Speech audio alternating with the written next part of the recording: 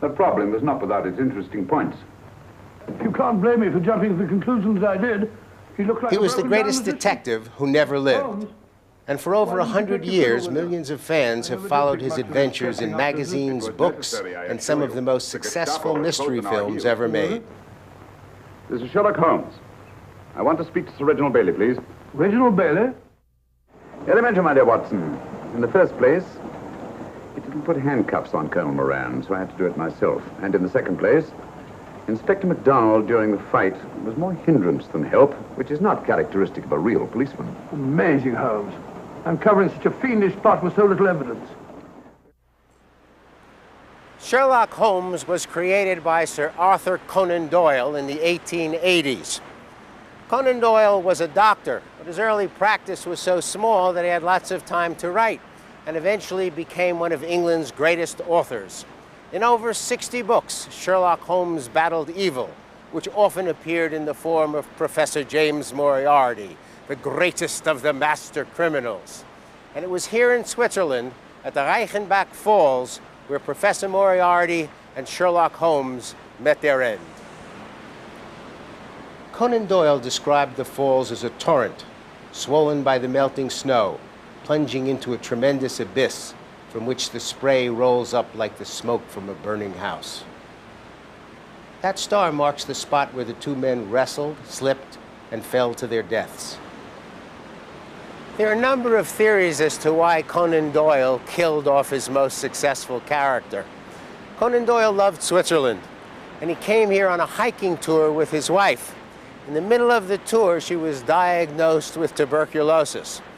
The first theory holds that he killed off Holmes so he could stop writing and would have more time to take care of his wife. The second theory is that he killed off Holmes to punish himself for not having made the diagnosis before they left England. The falls have become a shrine for Sherlock Holmes fans. Each year, thousands of visitors ride the restored rack railway that travels along the same path that was used by Holmes and Moriarty, at least on the way up. At the base of the falls is the town of Meiringen, which has made Sherlock Holmes into an industry. The place is packed with signs commemorating his exploits. There are 250 societies devoted to the study of Sherlock Holmes, with over 80,000 registered members, and almost all of them feel the need to come here as often as they can. In the basement of what was once the town's English church is the Sherlock Holmes Museum. It contains a precise replica of the living room that Holmes and Dr. Watson shared.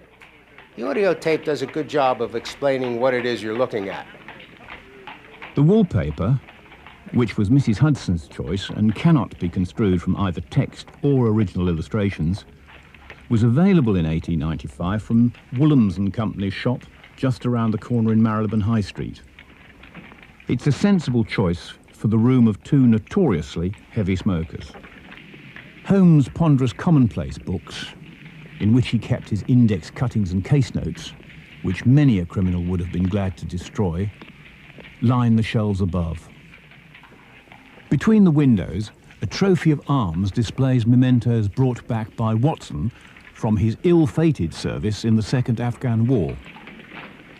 Two Jezzails, the Afghan form of muzzle-loading musket, which caused his wounds at the Battle of Maiwand and premature retirement from the army, the Khyber knives at the top, and the other weapons all returned from that campaign in British soldiers' kit bags. The mantelpiece over the fireplace follows the Victorian practice of putting a cheap softwood board on the mantel shelf and decorating it with remnants left over from the window curtains and trimmings. So Holmes' apparently barbaric act of spiking a jackknife into the very centre of it and skewering his unanswered correspondence to it caused no lasting damage. On the right-hand side of the fireplace is the Persian slipper where Holmes kept his tobacco. On the hearth lies the slightly bent poker of the speckled band, and in front of it, the bearskin hearthrug upon which Thornycroft Huxtable collapsed dramatically during the case of the Priory School. Sherlock Holmes spent his life and met his death fighting against evil, a subject of particular interest to the Swiss. Their own national hero, William Tell, was right up there with Holmes when it came to fighting the bad guys.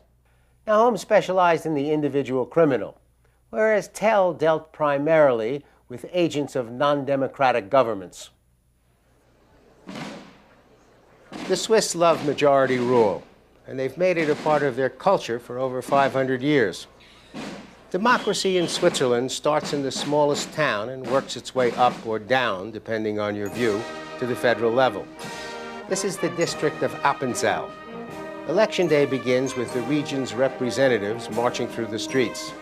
They move along slowly so everyone can get a good look at the government and see in which direction it's going.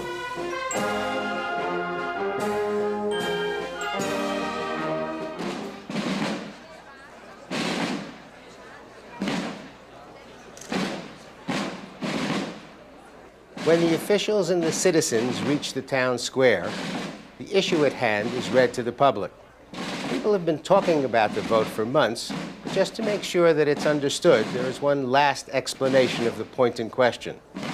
Ich nehme das Landessigil aus eurer Hände in meine Hände mit dem Versprechen, dass ich im nächsten Jahr nach Verfassung und Gesetz will benutzen.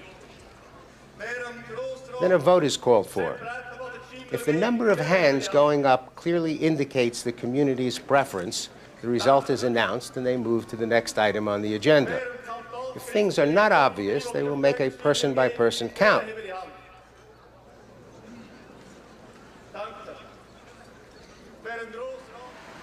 Switzerland's Parliament building was put up in 1896, built exclusively with Swiss materials, and presents the work of Swiss artists and craftsmen. Parliament elects a federal council of 7 members, and each year a different member becomes federal president. Officially, the post has no special powers or privileges, but it sure looks great on your resume. For me, the most interesting aspect of Swiss democracy is a rule that allows the citizens to propose legislation of their own or block legislation already approved by Parliament.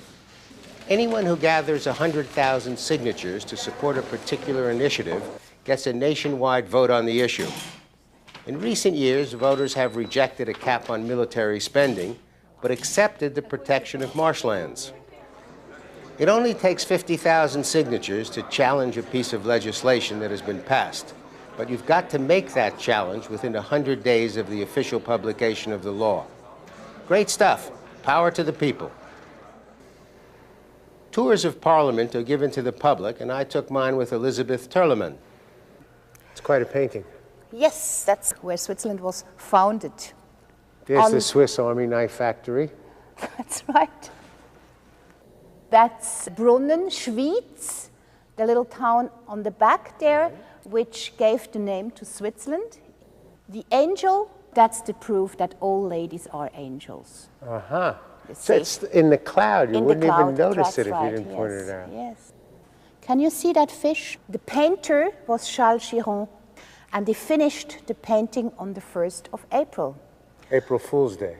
April Fool's Day. And in French, you call an April joke, you call it an April fish.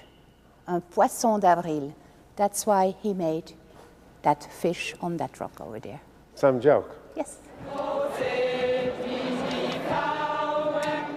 In addition to their government responsibilities, the members of Parliament have a busy schedule of extracurricular activities. There's a cooking club, a group of singing senators, and a skydiving team.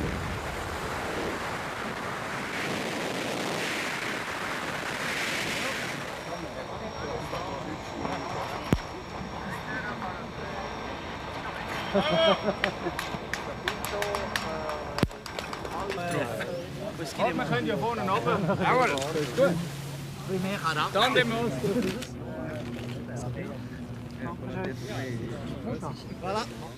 This part of Switzerland is a center for traditional Swiss sports, and this sport is called Hornussen.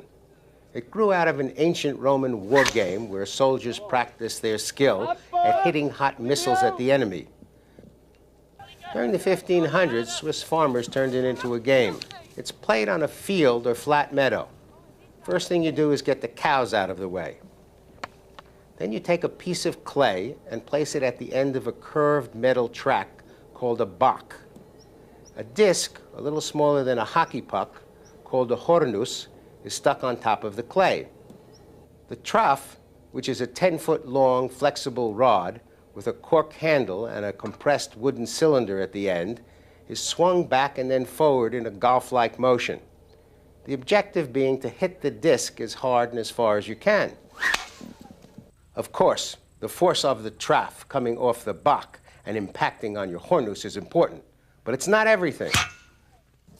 Out in the field, which was recently filled with cows, are members of the opposing team, who, while being very careful where they step, use paddles known as schindelen to stop your hornus before it hits the ground. If it does hit the ground, it's a number, and the fielding team gets a penalty point. Ready out there?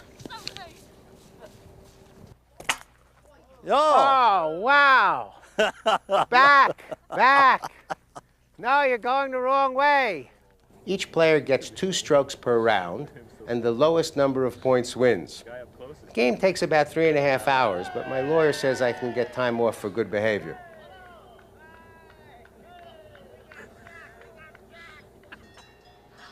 And I think I'll use that time to make a little cheese. Professional Swiss cheesemakers produce hundreds of different cheeses, and much of their finest work is done in the region known as Emmental. Emmental is also the name that the Swiss use for what most Americans call Swiss cheese. If you'd like to see what Swiss cheese making was like in the past, you can stop into the Affeltern Dairy in Emmental and take a look.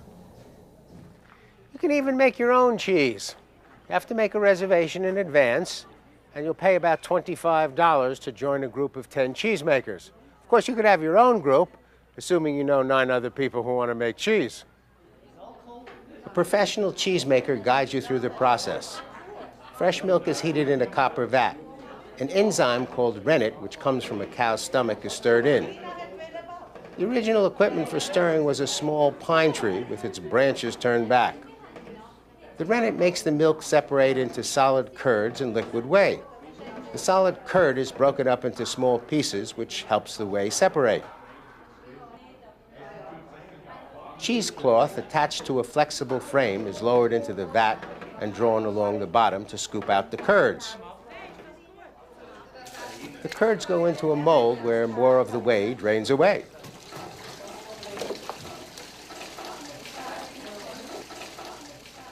And now you have come to the critical moment for the amateur cheesemaker. Are you going to leave the cheese you made with the cheese master, who will keep it in a brine solution for 2 days, and then age it for 2 or 3 months, and eventually mail it to you? Or are you going to forget about the cheese that you made and take home a piece of the real Emmental? You know, I'm not getting any younger, and I have questions about the mail, so I'm taking the real cheese. The Swiss work hard at protecting and honoring their rural history. The Ballenberg Open Air Museum is a good example. A small valley is being used to preserve about 100 classic buildings that have been brought here from all over the country. Farm animals, historical gardens, and fields surround the buildings. In many cases, the animals and plants are considered endangered species and can only be found here in Ballenberg. Where else could you see a grazing woolen-coated pig? This is a typical farmhouse from the area around Bern. The district that it comes from is famous for its high-quality sandstone, and farmers use as much of it as they can afford. The guy who built this house used sandstone for the cellar vaulting in the back of the first floor.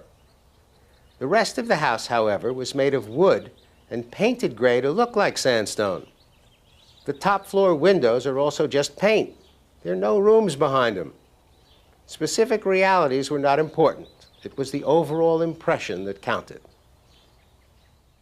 The inside is also set up to give the feeling of dignified prosperity. 3 parlors leading into each other, totally impractical for daily use. The plan for this house was determined more by the desire to create an impression than by any rational considerations. Across from the main house is the treasure house. This was the place where the farmer kept the reserves that would ensure his survival if the main house was destroyed by fire. It was always built up from the prevailing wind, and it had to be visible from the main house. If you're lucky enough to have a treasure, you better keep an eye on it. And when the youngest son was old enough to take over the farm, the father gave it to him. The reason the youngest son was chosen is that it gave the father the greatest number of years to stay in control before he had to give it up.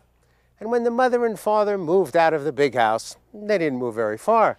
About 20 yards seemed far enough.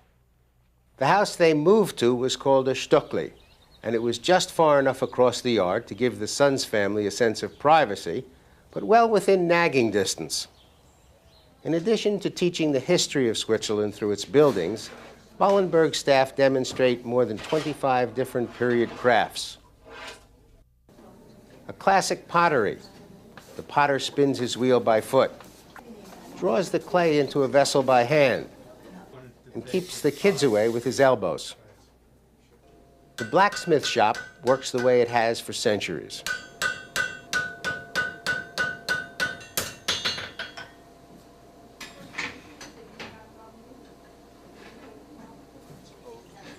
Wallenberg also has 3 restaurants that serve traditional dishes from each of the regions of Switzerland. It's like eating my way through the history of Swiss cooking.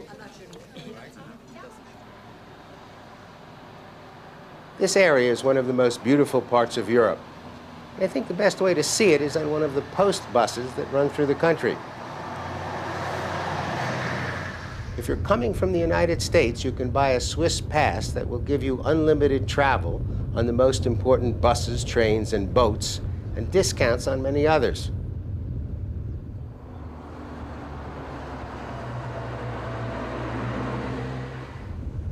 Postbus also has a series of organized routes that take you through the most beautiful parts of the country.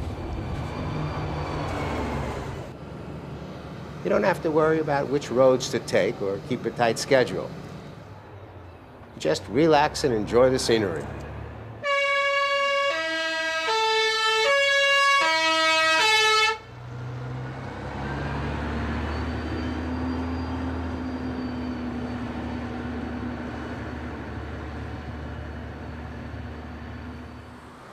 While I was in Bern, I stayed at the Bellevue Palace, which is right in the center of the city and just down the block from Parliament.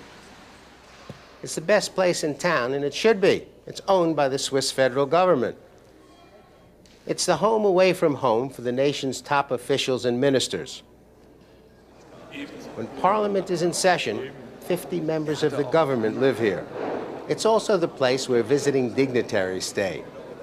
Presidents and prime ministers coming to Switzerland's capital stay at the palace. And it's the unofficial ballroom for major receptions. Throughout the day, there are gatherings where representatives of other nations and members of major corporations meet with Swiss officials. The original Bellevue Palace was put up in 1913 on a site which had been the Federal Mint. The owners liked the idea that the land already had a history of attracting money. The building is made of local sandstone, which in Bern is a symbol of wealth and power. And it was designed to look like the federal buildings that surround it. But the Bellevue Palace isn't just for people in the government or for people who have come here to do business. The management has set up 3 excursions that are designed for tourists. The first is based on Bern's unusual museums. The Swiss Alpine Museum has a collection of highly detailed maps and models of the Alps, histories of mountain rescues, and material about famous summit ascents. The Museum of Art has an important collection of Swiss art, including the world's largest collection of works by Paul Klee.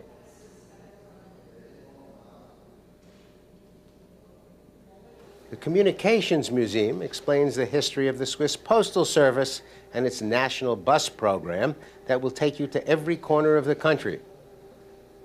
They also have the world's largest collection of stamps.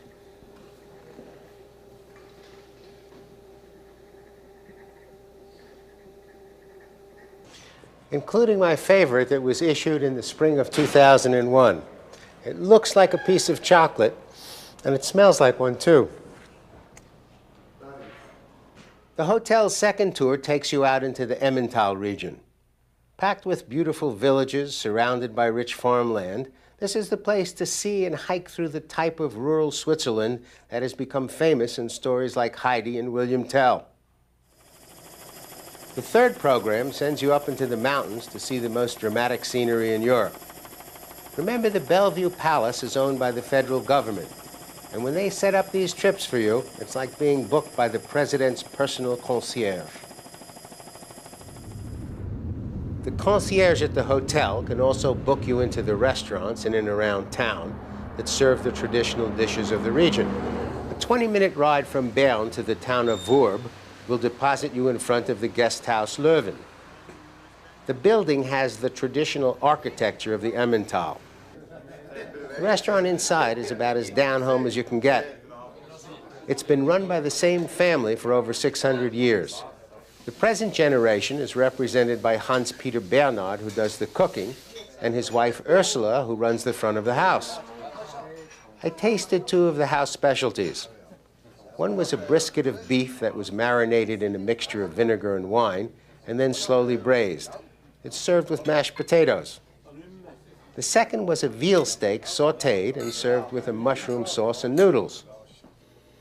A few years ago, Ursula gave her husband an antique corkscrew and a book on the history of corkscrews. It appears to have been an ideal gift. Today, Hans-Peter has a collection of over 650 corkscrews that are on display in a cave beneath the restaurant.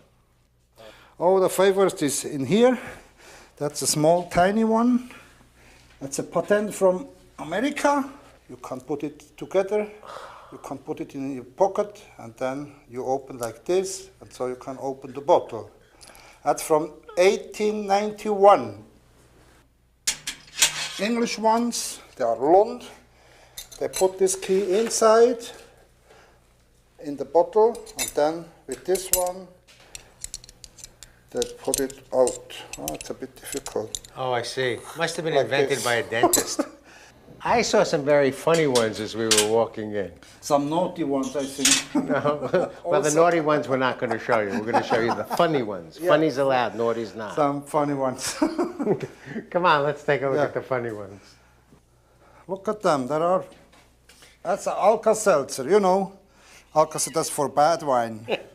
The Alka-Seltzer's If you right in open there. that, get you a headache, and you can eat the things. Enough corkscrewing around. I need to know what time it is, and Switzerland is the place to find out. About 6,000 years ago, humans became interested in knowing what time it was. And with every generation that followed, the desire for greater precision and greater availability became more pronounced. We've discovered tools for measuring time that go back to 3,500 BC. The sundial goes back to 1500 BC and was probably the first clock to measure in hours. The word clock originally meant bell and was a reference to the bells that announced the hour from bell towers during the Middle Ages. The first clocks showed up during the 1300s, but they weren't very accurate. They got a lot better during the 1600s when the pendulum was introduced. The first watch showed up around 1500, and for over 500 years they were based on an expanding spring that you wound up to keep the mechanism going. During the 1500s, King Louis forced the Protestants out of France. Many of them were skilled metallurgists and watchmakers, and thousands of them came to Switzerland. They started an industry which eventually made Switzerland the watchmaking center of the world. These are the watchmakers' rooms at the Rado Company just outside of Bern. Along with the traditional Swiss respect for the watch's internal technology, they've taken a modern approach to design. They wanted to have a look that was easily recognizable. Their first claim to fame came from the development of the original scratch-proof watch called the Diastar, which was introduced in 1962. Since then, Rado has become the most popular watch in Switzerland. Instead of the conventional metals used by most watchmakers, like gold and silver, Rado works in hard metals, high-tech ceramics, and sapphire crystal. Nice way to have time on your hands. Because we are in the watchmaking capital of the world, I am very much aware of time, and we're out of it. I hope you have enjoyed this visit to the Swiss Mittelland, and if you've got time, next time, I hope you will take time to join me. For Travels and Traditions, I'm BURT WOLF. You can watch this program and link to hundreds of other BURT WOLF programs free at burtwolf.com. There's information on how to tour the same places, plus Burt's slightly irreverent take on history and culture. It's all at burtwolf.com. And he came here on a hiking tour with his wife. In the middle of the tour, she was diagnosed with tuberculosis. The first theory holds that he killed off Holmes so he could stop writing and would have more time to take care of his wife. The second theory is that he killed off Holmes to punish himself for not having made the diagnosis before they left England. The Falls have become a shrine for Sherlock Holmes fans. Each year, thousands of visitors ride the restored rack railway that travels along the same path that was used by Holmes and Moriarty. It was more hindrance than help, which is not characteristic of a real policeman. Amazing, Holmes. Uncovering such a fiendish plot with so little evidence. Sherlock Holmes was created by Sir Arthur Conan Doyle in the 1880s. Conan Doyle was a doctor, but his early practice was so small that he had lots of time to write, and eventually became one of England's greatest authors. In over 60 books, Sherlock Holmes battled evil, which often appeared in the form of Professor James Moriarty, the greatest of the master criminals. And it was here in Switzerland, at the Reichenbach Falls, where Professor Moriarty and Sherlock Holmes met their end. Conan Doyle described the falls as a torrent, swollen by the melting snow, plunging into a tremendous abyss from which the spray rolls up like the smoke from a burning house. That star marks the spot where the two men wrestled, slipped, and fell to their deaths. There are a number of theories as to why Conan Doyle killed off his most successful character. Conan Doyle loved Switzerland. The problem was not without its interesting points. You can't blame me for jumping to the conclusions I did. He looked like He was the broken greatest down detective who never lived. Holmes. And for over 100 years, millions of fans have followed his adventures in magazines, books, and some of the most successful mystery films ever made. This is Sherlock Holmes. I want to speak to Sir Reginald Bailey, please.